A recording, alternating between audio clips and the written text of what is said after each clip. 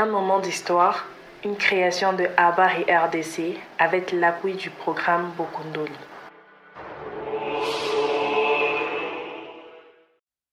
La conférence nationale souveraine au Zaïre a été le fruit d'un long combat de l'opposition contre le régime de Mobutu, qualifié alors de régime autoritaire en crise. Elle a été déclenchée essentiellement par 3 facteurs. L'effondrement économique du Zaïre, une pression populaire croissante vers les débuts des années 90 et un vent démocratique qui a soufflé sur l'Afrique au début des années 90. Les Zaïre du début des années 90 a notamment été marqué par une faillite économique totale. L'on a assisté à une inflation qui avait atteint des niveaux records, les Zaïre monnaie perdant toute sa valeur. Les salaires des fonctionnaires et des militaires n'étant presque plus payés régulièrement, les infrastructures s'est dégradées et les services publics s'effondraient, conduisant à une situation d'appauvrissement de la population. Sauf une petite minorité proche de Mobutu qui continuait de s'enrichir.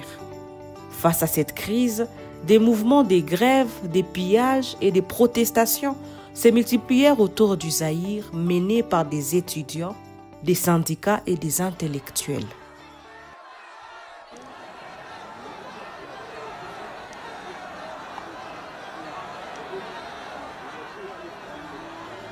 Secoué par ces contextes, le président Mobutu va alors annoncer, le 14 janvier 1990, qu'il va procéder à des consultations populaires pour connaître la volonté du peuple. Des consultations seront alors conduites sur l'ensemble du pays, et c'est là de 2 manières. D'une part, des rassemblements organisés dans un climat de liberté totale d'expression et auquel Mobutu lui-même participa, en voyageant à travers tout le pays. Et d'autre part, la présence des mémorandums pour le dépouillement desquels un bureau national de consultation populaire fut créé. Toutes les forces vives, publiques et privées, civiles et militaires, laïques et religieuses, participèrent avec cœur à ces consultations populaires. En 3 mois, plus d'1 million de Zaïrois participèrent à ces consultations populaires, à l'issue desquelles le peuple renvoya comme message à Mobutu le rejet total du MPR, parti-État, de sa doctrine, de tous ses organes et des animateurs, et l'option fondamentale et irréversible pour le changement démocratique au Zaïre. C'est dans ce cadre que Mobutu prendra la parole le 24 avril 1990 pour annoncer notamment la fin du monopartisme et le début d'un long processus de démocratisation. Ainsi naissait l'idée d'organiser une conférence nationale.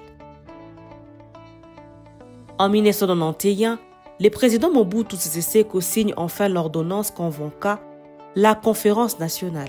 Cette conférence, présentée comme une initiative de réconciliation nationale et de refondation politique, devait jeter les bases d'une 3e république et permettre aux Zaïre de sortir d'une crise politique et économique aiguë. Mobutu assigna à la conférence nationale 3 missions principales. 1. Débattre de toutes les questions d'intérêt national en vue de la démocratisation du pays et de l'établissement de base d'une nouvelle république. 2. Élaborer un projet de constitution qui serait soumis à référendum populaire. 3. Définir un calendrier électoral permettant la tenue d'élections démocratiques. En outre, l'ordonnance présidentielle insistait sur la nécessité d'une réconciliation nationale, tout en mettant en garde contre le risque de voir la conférence se transformer en tribunal populaire ou en plateforme de règlement des comptes. Le 7 août 1991, la conférence nationale est officiellement ouverte par le Premier ministre Crispin Moulumba Lukonji. Environ 2800 délégués, représentant le parti politique 4 par parti. Les institutions politiques et la société civile prennent part aux travaux. Pour structurer ces débats, la conférence mit en place 23 commissions chargées de traiter diverses thématiques essentielles à la réforme du pays. Parmi celles-ci, 2 commissions particulièrement sensibles furent créées. Une commission sur les assassinats et les viols pour faire la lumière sur le crime politique et les violations des droits humains commis sous Mobutu. Et ensuite, une commission sur la corruption et les biens acquis de manière illicite, visant à identifier les détournements de fonds publics et les fortunes bâties illégalement.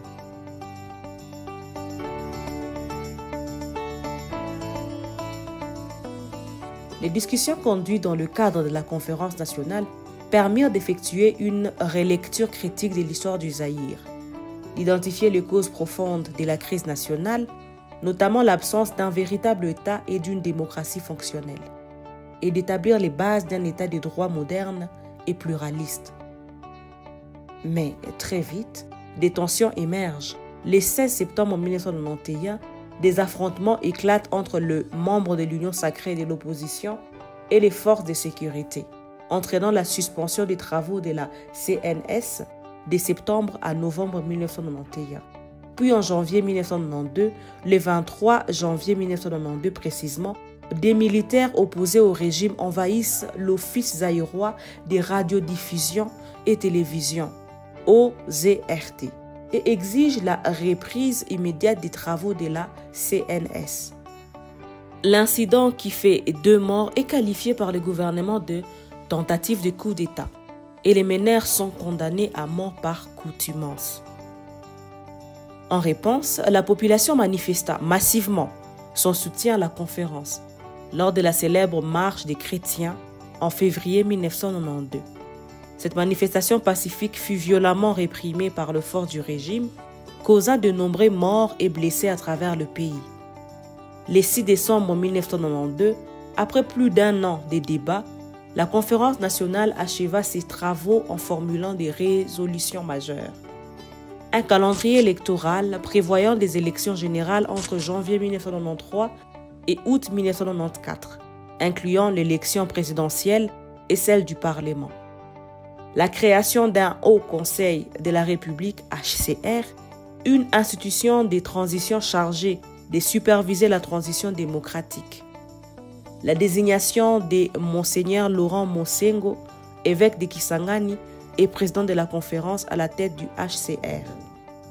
Toutefois, ces décisions se heurtent immédiatement à l'hostilité de Mobutu, qui refusa de reconnaître les conclusions de la conférence.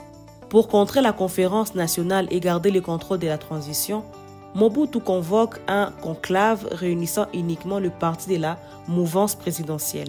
Ce conclave instaura un cadre institutionnel parallèle, remettant en cause les décisions de la conférence nationale et invalidant ses résolutions.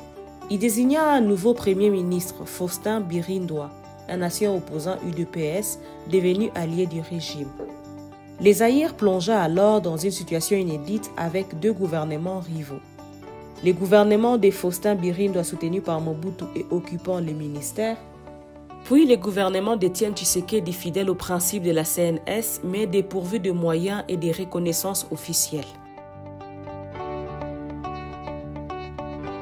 Face à ces blocages institutionnels, Tshisekedi sollicita l'intervention de l'ONU et de l'OUA.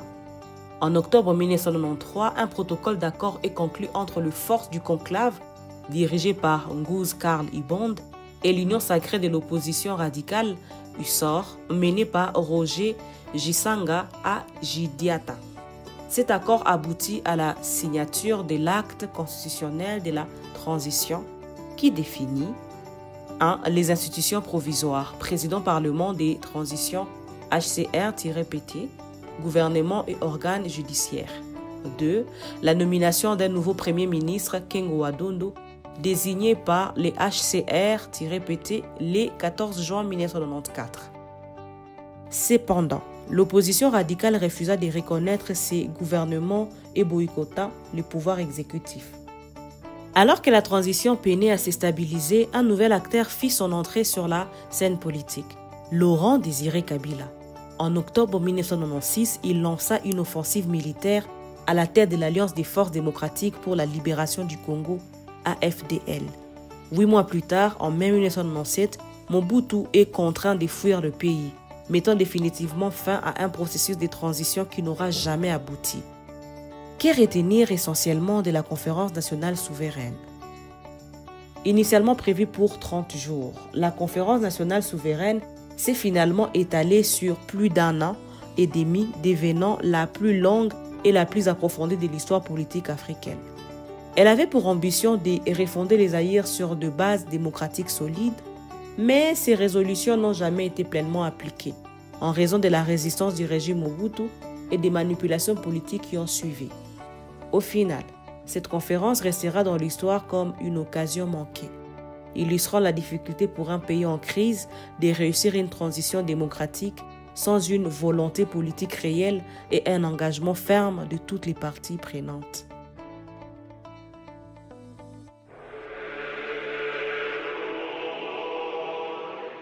Un moment d'histoire, une création de ABBA et RDC avec l'appui du programme Bokundoli.